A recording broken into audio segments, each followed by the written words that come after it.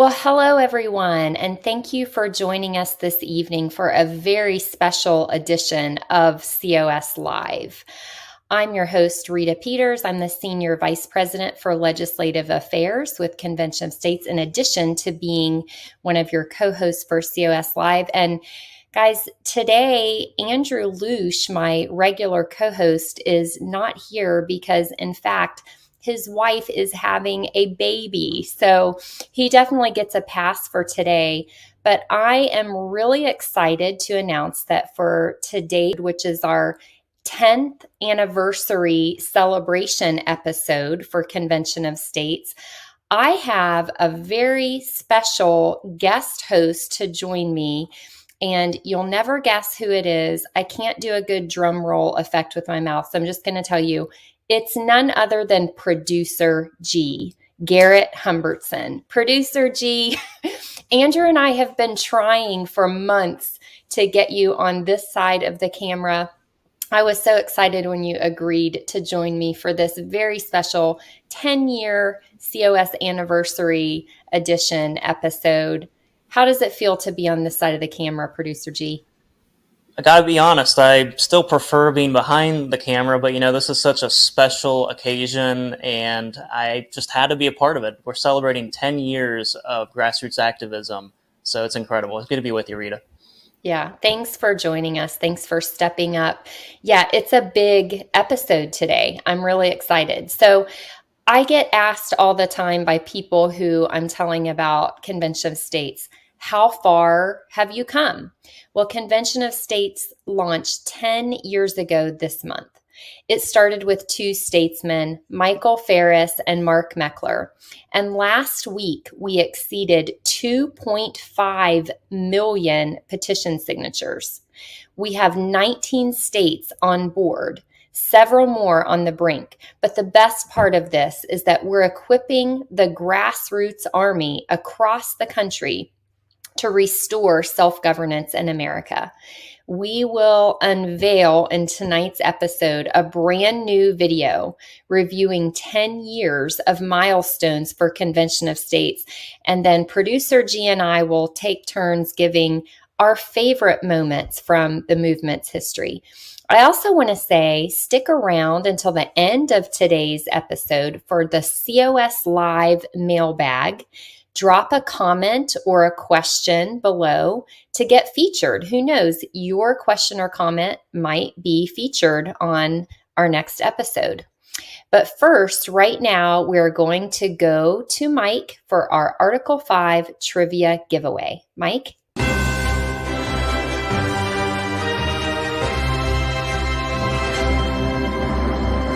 Thank you, Rita, and welcome, Garrett. Super glad to see you, and it's super exciting to know that we've got Elijah stepping in the world and Andrew's away, welcoming his newest son to the world. What an exciting time. And today I'm going to cover some trivia and see if you've been watching or not our simulated convention, because our trivia question will be surrounding that right now. So what I want to do, though, is I want to give away a 10th anniversary mug. This mug is super cool. Oop, if you spill it, no problem. The coolest thing about it is not only does it have our anniversary logo, has a COS logo on it, it's 20 ounces, completely spill proof, and you put some ice cold beverage in there to last you 24 hours. If it's hot, it'll last you 12 hours, keeping it piping hot. What a great thing to have. I've been drinking out of it and enjoying the cold beverage, especially during the summer, right at my desk. Okay, so here's our question for today. Again, if you were watching the simulated Article 5 convention that we had in Colonial Williamsburg, then you probably know 49 states were in attendance at the simulated convention. We had one state that didn't make it. Which state was that? And I'll give you a little bit of a hint that at the 1787 convention, there was one delegation, one state that wasn't represented there. It's the same one. How's that for a coincidence? I'll be back later in the show to give the answer. Hopefully you won the mug. If not, just go to shopconventionofstates.com and pick up a tumbler and you will enjoy it just like I am. Back to you, Rita. Thanks, Mike. And now we are moving right on into the main part of the program, which is this 10th anniversary highlight reel that Producer G has put together for us. I haven't seen it yet, so it's going to be a complete surprise to me too. So Producer G, why don't you show us that film?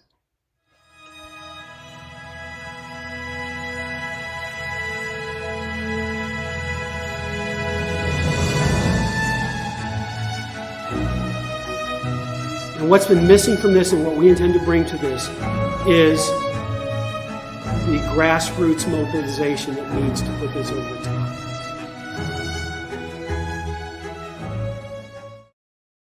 The lines at bookstores are out the door. People waiting to get a signed copy of the New York Times #1 bestseller, The Liberty Amendment. So you've actually put together kind of a plan to take Mark's idea. So basically the same month that COS was started, that's what I found out about it and actually become part of that organizational with the heart in mind, because I don't do anything halfway. For the grassroots, the people engage with state delegates and state senators to begin a process of taking our country back. To look at the Constitution for answers. The Peach State is making history. Lawmakers passed a preliminary measure today that calls for a convention of states. It was intended for the purpose of when the federal government was out of control. Today's the day that the founders intended for us to use this very process. What made me join Convention of States is for my children and for my grandchildren. I'm a grandmother now, and I want to make sure that I do everything I possibly can. I spent 10 years up here in the Senate and left early because I don't see a solution in the U.S. Senate and the U.S. Congress to fix what's wrong with our country. The Convention of the States empowers the people of America to get some things done. Term limits on Congress, term limits on judges, and a balanced budget amendment for America. Something needs to change, and it comes back to, the old well-used phrase, we the people.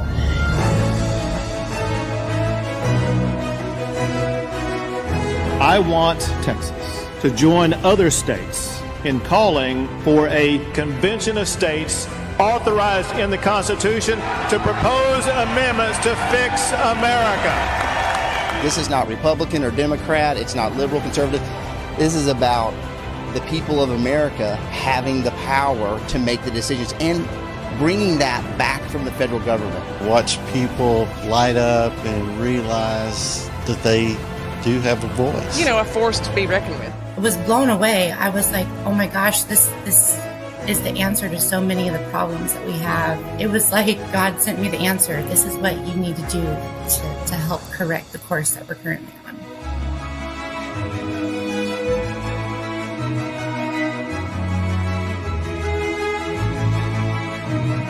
We're going to be able to go back home and talk to their fellow legislators and say, look, let me tell you exactly how it worked. I can tell you from firsthand, it can be done. It will be effective. So I think there are people who've never even heard of it that are going to see this and be impressed, and I think that builds enthusiasm. This is the defining moment and the last opportunity to get our republic right.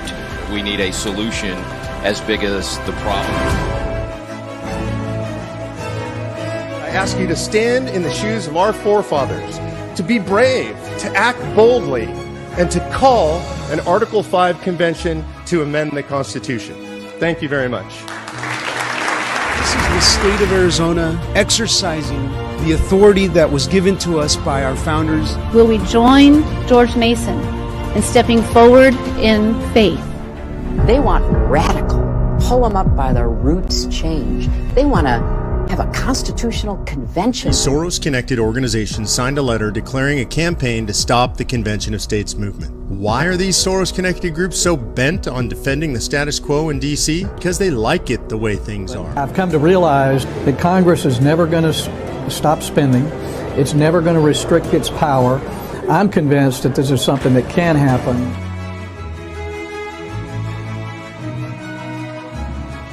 The time has come to propose amendments that will restore meaningful limits on federal power and authority. The time has come for a convention of states. And watching the growth in other people that have stepped up to do the things that I've been doing, that is super gratifying, and I know that's reflected. The same thing has happened at the national level. You know, I just couldn't stand by. You know, military members take an oath to defend the Constitution from both enemies, domestic and foreign. Short of a civil war, this is the only answer we have. People traveled from all over the country because they want to save the country. This is a miracle in progress right here. You are the great patriots. We're going to save this country. You get a chance to be a part of the second American Revolution without the bullets. We can achieve more than we have ever achieved before. So let's go do it.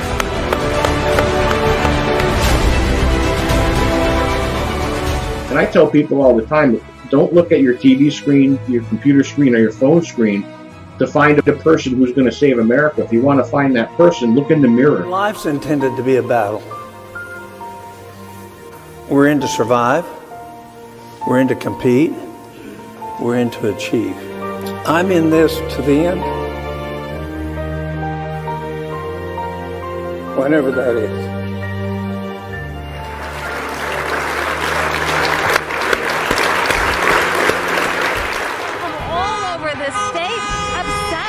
Governor and the stay-at-home order. The number of people goes down the block. Well, one of the things that I appreciate the most about Convention of States is the culture of kindness and the idea that everybody around me is interested in me and in my growth as a person. Study the Constitution with other American citizens all over the nation. Every Monday night, we're going to be doing a live class. We'll show the videos of the class in this room, and then you and I will be right there to answer questions.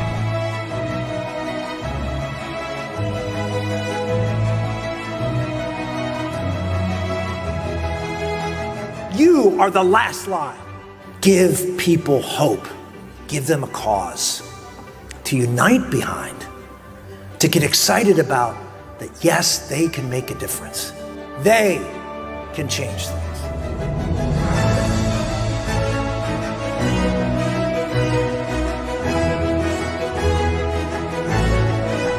The simple fact is that Washington will never limit its own power. Just how much more will we let them step on us before we say enough is enough? I believe that there are many good people who want to do something to help, but don't know what they can do. But our founding fathers made a way to defend us. That solution is Article 5 of the U.S. Constitution. I've been a part of organizations before, but there's something about this organization that really resonates with me. This is the most crucial movement in America, bar none.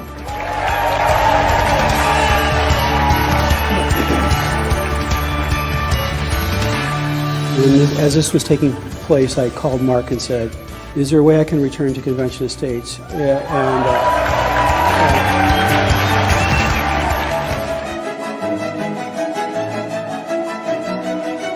And that's what the Convention of States movement is about. It's about going to Washington, D.C. and taking your power back. Do you want to take your power back from D.C.?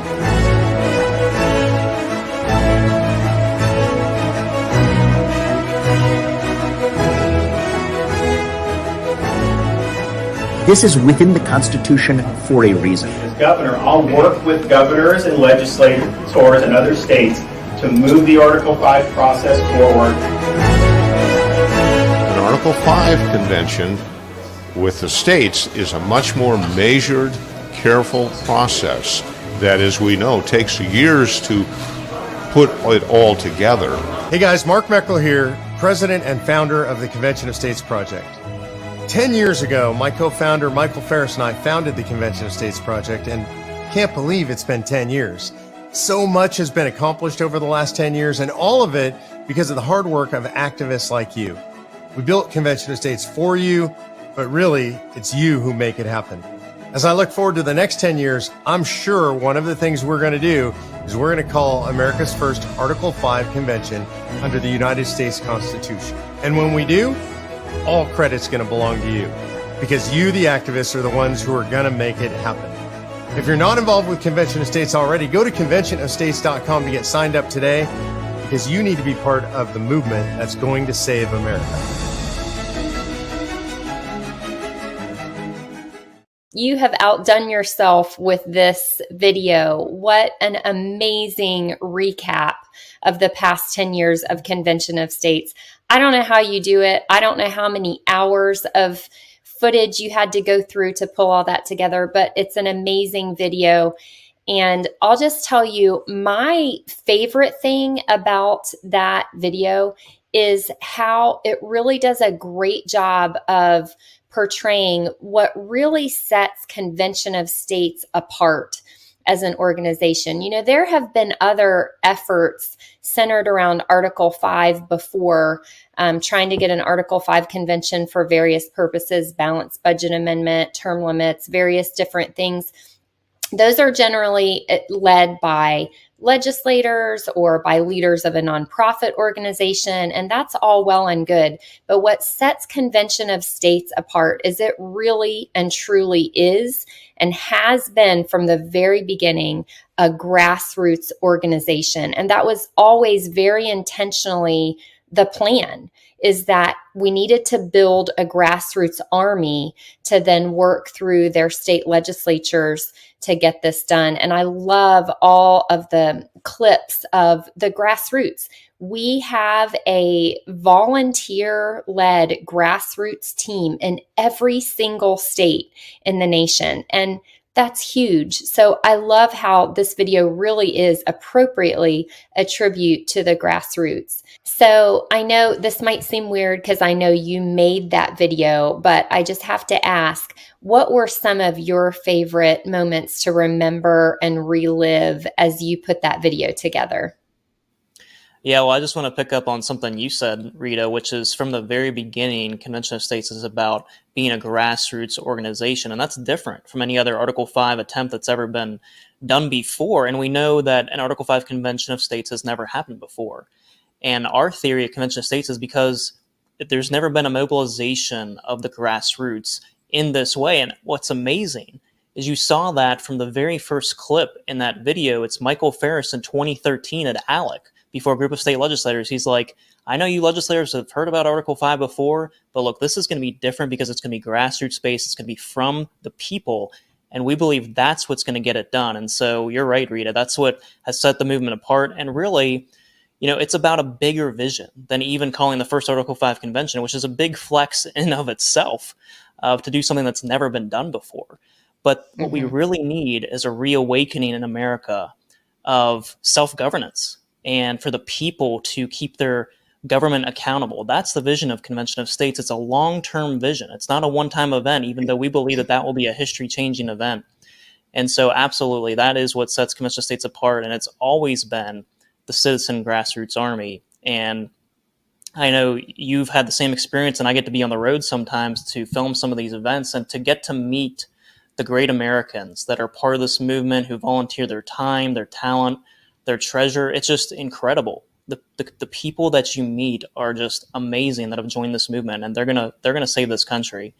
But to answer your question more directly, Rita, I think one of the things that came to mind for me was actually the first simulation. And you know, it was my first year. I know you were there, Rita, as well, and to be there in Colonial Williamsburg. And as much as I really loved the second simulation that we just got back from, there was something special about that first one.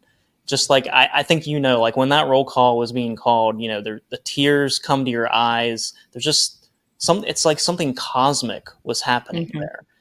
And you could feel like, wow, this is what it's going to feel like. This is what it's going to look like. Look at all the states coming back together again. And so I remember that, for especially being my first year on staff with Convention of States, that was such an impactful moment that sets the vision of what this can accomplish, of the states coming together to discuss how are we going to give power back to the people and restore this government. What about you, Rita? What's maybe a more personal memory that you have, favorite memory from your time with Convention of States? Well, I'll tell you, you mentioned the ALEC meeting where you had a clip of Mike Farris talking about this movement from that same ALEC meeting, and, you know, how this movement is different because of the grassroots. I was at that meeting. It was my first ALEC meeting ever. And Professor Rob Nadelson was also there and speaking on that panel. And for those of you who aren't familiar with Professor Nadelson, he is the world's premier scholar on Article 5. He is maybe the smartest, at least one of the smartest person I know. And he wrote the book, The Law on Article 5. He's just a truly brilliant man. And that was the first time I met him or heard him speak. But I'll never forget, at the end of his presentation at that meeting about Article 5, he gave sort of an illustration. He said, imagine if the Senate never strayed from what the House wanted to do. If the Senate always passed whatever bill the House sent over to them. Imagine if the president never vetoed a bill that came over from the House and Senate. Imagine if the Supreme Court never overturned a law as unconstitutional. Imagine if the states never used their Article 5 power to propose amendments. Then he said, oh, wait, that is what's happening. So his point was, all of those procedural issues are ways that the institutions of government check and balance the other branches of government. And so the states never using this power to propose amendments under Article 5 through a convention, by not using that power, we're really upsetting the balance of the system. We're not maintaining the federal system the way it was meant to be maintained because we're not using that check and balance at the state level. And so I just remember being in awe after hearing him say that. I thought, yes, of course, that makes perfect sense. Of course, I was already on board at that point, but I had never thought about it that way. So it just gave me a new framework for thinking about the importance of the Convention of States process to maintaining our federal structure and federal system. So that was a big one for me. And I have to say, Garrett, every time I see the video clips of Senator Tom Coburn, it brings tears to my eyes. One of my favorite experiences in working for Convention of States was the opportunity to work with Senator Tom Coburn, who is just such a role model for anyone. I mean, just in addition to being a truly great statesman, he was truly a great human being, an amazing person, an amazing friend, an amazing Christian. And I just loved, hearing him say again, I'm in this till the end, whenever that is. And at that point, Senator Coburn, I think, knew that the end was not far off for him. And in fact, he later died still in service to his country through Convention of States. Garrett, I wonder if you have any special or fond memories of Senator Coburn or some of the other leaders of the Convention of States movement. Well, certainly Senator Tom Coburn is a giant. He's an American statesman who stood up to the swamp when he was in D.C. He was known as Dr. No. He wasn't a career politician. He built his life as a businessman and then a physician. And he goes to D.C. and basically he says, if anything's going to violate the Constitution or it's not paid for, then I'm a no vote. And he stood up to the establishment. He stood up to even people within his own party. And, there's something special about a man who left Congress early. He left before his term was up because he saw that Convention of States in Article 5 was the only way to achieve the change that he had been fighting for so long. And so that just speaks to his vision and his willing to serve the nation when you're right. He was in poor health for long stretches there, but he kept traveling. He kept fighting for the movement. And I've heard stories even from his deathbed, he was making calls on behalf of Convention of States. And so, when I think of someone who's an American hero, who stands in the shoes of people like Thomas Jefferson and George Washington and James Madison, I think of Tom Coburn. And the fact that we got to fight alongside him is something I'll never forget. And the personal conversations, few though they were, I got to work alongside with him, as I know you did, Rita, and those will always stay with me. And the insights and the wisdom that he was able to share. and the humility that he brought, even though he had accomplished so much in life and was such a giant. And so absolutely, I'll always remember Tom Coburn for that. And I think we've got to carry that same spirit with us, that we're going to fight no matter the cost, no matter the obstacles, that we will get this done and we will press on until the moment of victory when God delivers it. Another moment that comes to mind for me, Rita, is when I was in Texas. I think it must have been 2017. And I was on the ground there with the Texas team. They'd brought probably 500 plus volunteers to the Capitol building. And it was the State of the State address from Governor Abbott. And it was the day that Governor Abbott declared Convention of States as an emergency item for the legislature. And to me, that was such an amazing moment to be with all those grassroots as they stood up and cheered and celebrated in that Capitol Rotunda, along with Abbott and the legislators below. It just showed me the power of the grassroots, because without the grassroots, Abbott does not make that speech. You know, it takes that kind of pressure from the volunteers and from the citizen activists. And to see Abbott take that step and say, yes, Texas is going to be one of the next states to pass Convention of States was such an incredible event.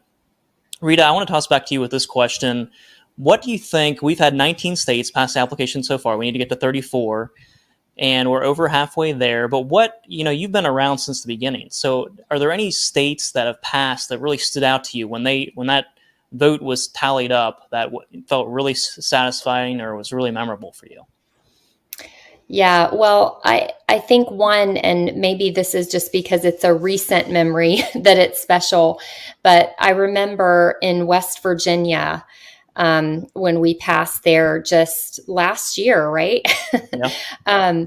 That was a big deal because we had been stuck in West Virginia for so many years. And you know, Garrett, in the work that we do here on the national team, and I know it's the same, maybe even more so for some of our state volunteer leaders, but it can get really discouraging when you get up against the politics of it, or you come up against an obstacle, like maybe one leader in a House or a Senate of a state who just doesn't want to let it get through for whatever reason. And sometimes it seems like there's nothing you can do to get past them. But last year was finally our year for Convention of States in West Virginia. And it was starting to get late. We were late in the session. We were wondering if it was going to happen. And we kept being told, yes, it's going to happen. It's going to happen. It's going to pass. And all of the time was taken in the House. And we finally got done in the House and got through. And I believe it was the Speaker of the House, right, who actually physically walked the resolution over to the Senate so it could be acted on the Senate side.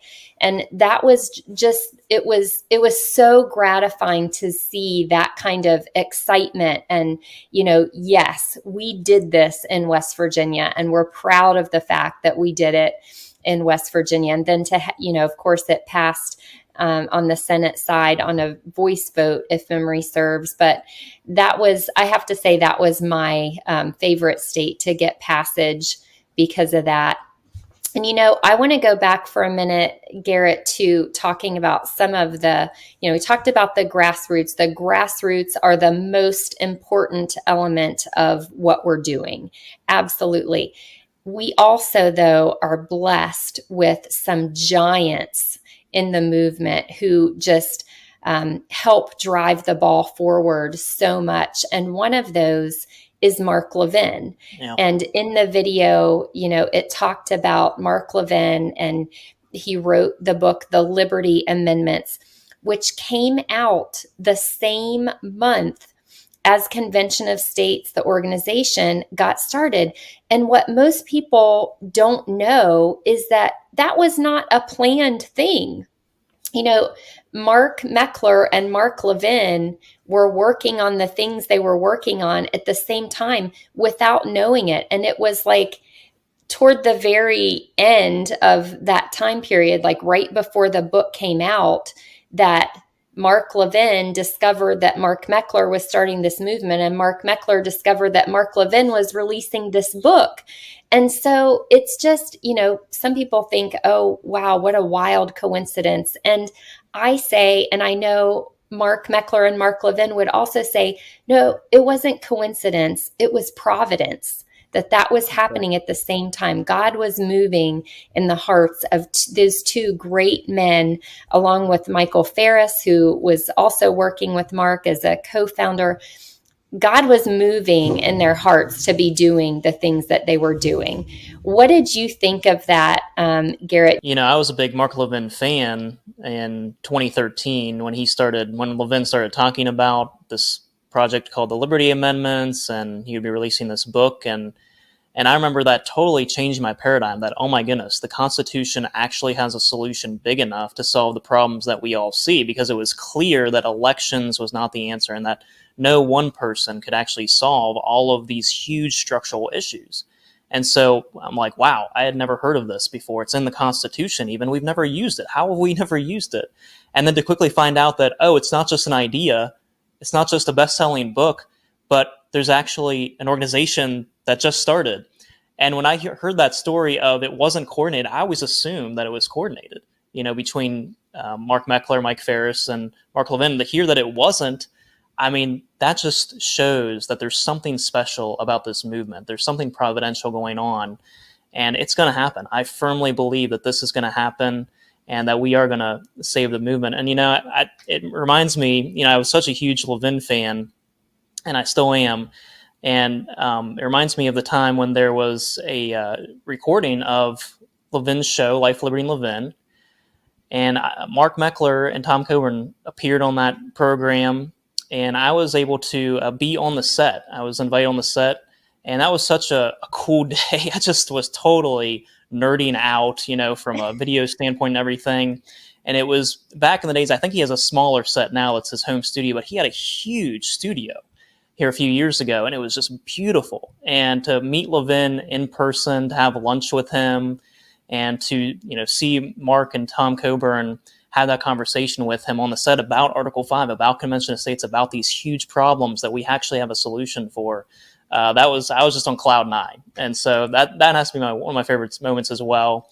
And just Mark Levin, he brings such an intellectual firepower and gravitas to the movement, having worked in the Reagan administration and being a constitutional attorney and being this huge megaphone for Convention of States. I think he's definitely been, the chief proponent in the media for Convention of States, and we can't thank him enough for that.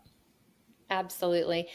Garrett, I want to ask you, you gave me a chance to tell our viewers about my favorite state passage story. And I know that you, because you record video, you don't only take video of things yourself, but you also record video footage of things happening online. So I know that you are always watching committee hearings and various debates and things that happen, and all of the floor debates. And you see too every state as it's passing. So do you have a favorite story, either from a committee hearing, a floor debate, or a state passing the resolution?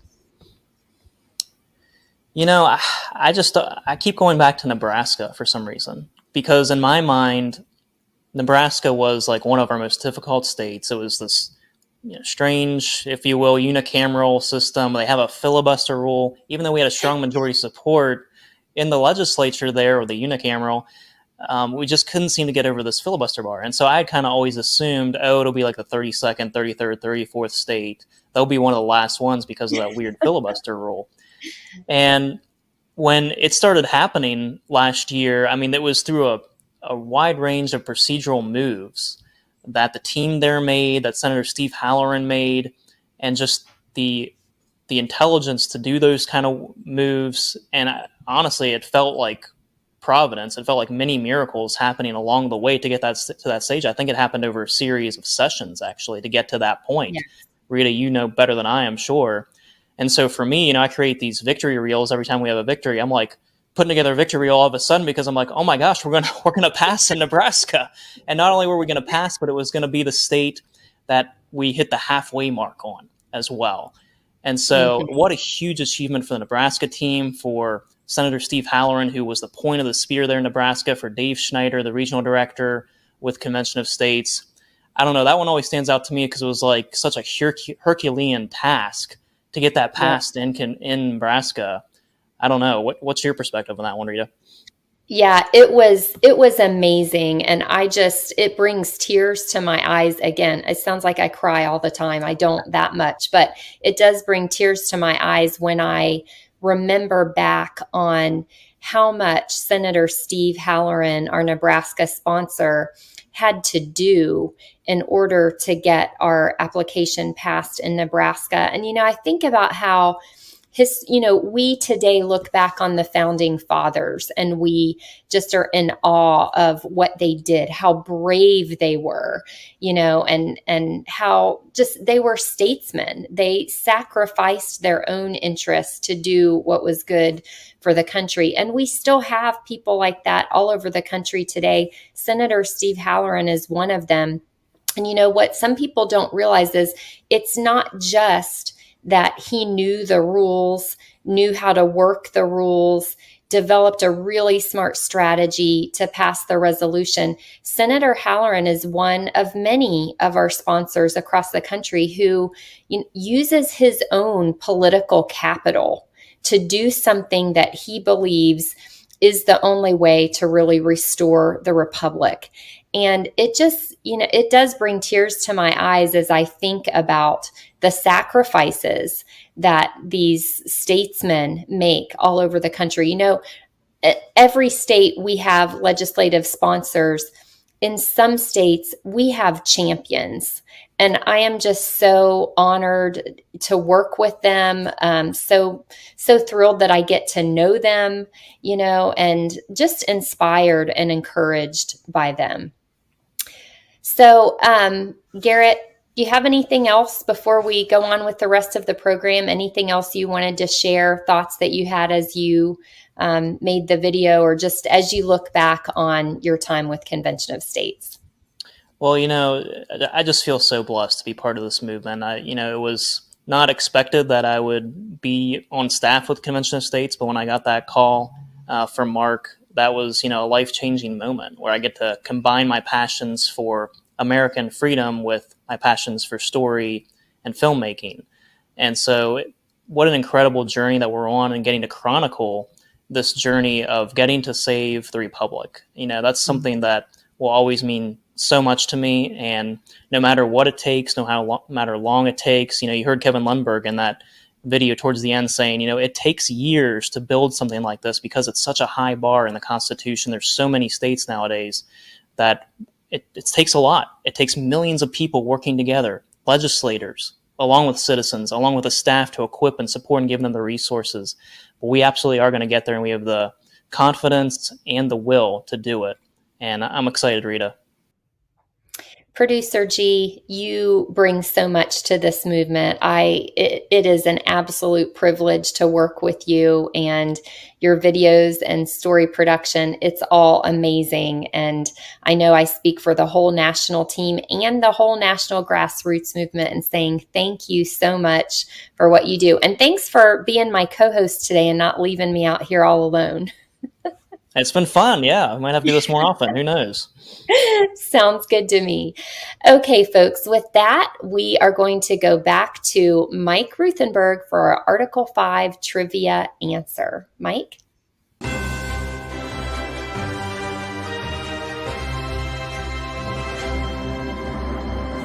Well, I hope you enjoyed some of the broadcasts today of so many of the great memories we have from back in the day. I've been with COS ever since the day we started. So many great memories, so many great experiences that we've had as we have gone through, and we've acted, we've learned, we've adjusted.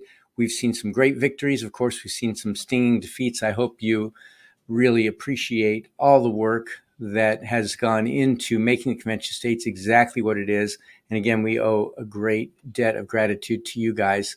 Thanks so much for watching. If you recall back to the beginning of the show, I gave a trivia question, and our prize for the person that answered it first is one of these Convention of States tumblers, our 10th anniversary limited edition tumbler, 20 ounce, works great, totally spill proof. I've got my ice cold water in there. It'll keep it that way for 24 hours. 20 ounces, of course, says COS on the opposite side. So if you didn't win one, just go to shopconventionofstates.com and you can get one. In the meantime, I'll give you the answer to our question. At the simulated convention, we had 49 states represented. One state was not represented. The question was, which state was it? The answer, Rhode Island. Maybe you heard the battle cry on Sunday with Mark, where he talked about Rogue Island not coming. It's kind of interesting because back at the 1787 convention, Rhode Island actually chose not to send a delegation at all. Here, the one person we had that was going to represent Rhode Island actually had a personal family emergency that they needed to tend to, so they weren't able to come. Maybe it's Providence, maybe it's coincidence, who knows what it is, but it's very interesting that Rhode Island was the state that wasn't represented. Remember, anything that comes out of the convention, that's voted at a convention, still has to go to the states to get ratified. What a great success it was. If you want to learn a little bit more, if you want to watch some more of the simulated convention, just go to shopconventionofstates. Scratch that. That's where you get the mug. Just go to conventionofstates.com and click on the simulation pull down, and you'll be able to watch some of the cool stuff that's been going on. Thanks for watching, and I will turn it back to you, Rita and Garrett. Thanks, Mike. And you know what? I think I said goodbye to producer G too early. Garrett, come on back and help me do the next segment of our show, which is the COS Live mailbag.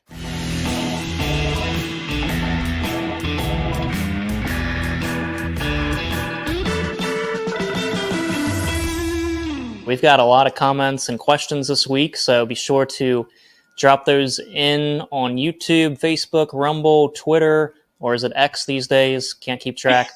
But if you want to be featured on the program, go ahead and drop it in there, and we'll pull those for the next program.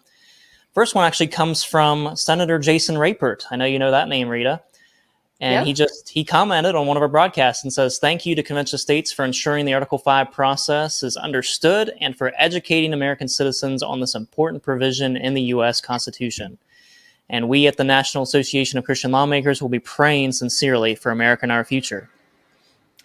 How sweet of him to send us a little message like that. So for those of you who don't know, Senator Jason Rapert served as our vice president for the simulated convention a few weeks ago. He did an amazing job. He's such a gifted speaker. He is a former legislator. He was one of our Arkansas sponsors when we passed our resolution there. And now he heads up the National Association of Christian Lawmakers. And by the way, we will be working with them in some of our past states, the states that have already passed our Article 5 application, to see what their legislative priorities are in those states and maybe getting behind some of their legislative priorities that also align with our mission of limited government and a self-governing nation. Producer G, what's next? Well, we've got a few comments related to the simulation. George Pitt says it's the greatest civics lesson ever told. I love that, George. Absolutely. Yep. From David Payne, the Commerce Amendment, Section 2, about Congress holding all power and not delegating to agencies. Would this mean that all rulemaking, i.e. denying the EPA power to set emission standards? Taken to its logical conclusion, the EPA would simply enforce all decisions made by Congress. Come to think of it, this sounds great. Congress would stick to the most vital rulemaking necessary, and all the micromanaging details the EPA creates to control the economy would go out the window. So what do you think about that? Rita, David Payne commenting on the Commerce Amendment that was proposed at the simulation.